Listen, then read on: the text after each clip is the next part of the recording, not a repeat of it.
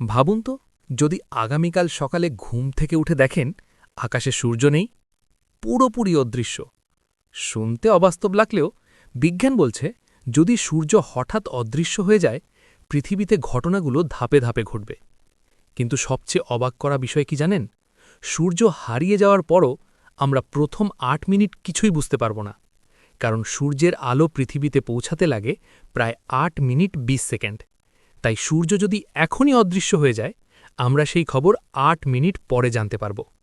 ঠিক ৮ মিনিট পর হঠাৎ করে পুরো পৃথিবী অন্ধকার হয়ে যাবে। দিনের বেলাতেই রাত নেমে আসবে, আর আকাশে থাকবে শুধু তারা। আর এখান থেকেই শুরু হবে পৃথিবীর সবচেয়ে ভয়ঙ্কর পরিবর্তন।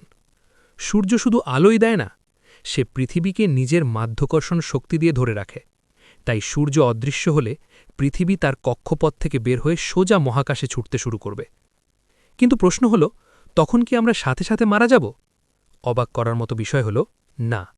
প্রথম কয়েকদিন পৃথিবীতে তেমন বড় পরিবর্তন হবে না, কিন্তু ধীরে ধীরে পৃথিবীর তাপমাত্রা দ্রুত কমতে শুরু করবে। মাত্র ১ সপ্তাহের মধ্যেই পৃথিবীর গড় তাপমাত্রা নেমে যাবে প্রায় -১৭ ডিগ্রি সেলসিয়াসে। কয়েক মাসের মধ্যেই সমুদ্রের উপরের অংশ পুরোপুরি বরফ হয়ে যাবে। সূর্যের আলো না থাকলে গাছপালা ফটোসিনথেসিস করতে পারবে না, ফলে পৃথিবীর খাদ্য শৃঙ্খল ধীরে ধীরে ভেঙে পড়বে। তখন মানুষ বেঁচে থাকার জন্য হয়তো আশ্রয় নেবে ভূগর্ভস্থ শহরে বা গভীর সমুদ্রের ভিতরে।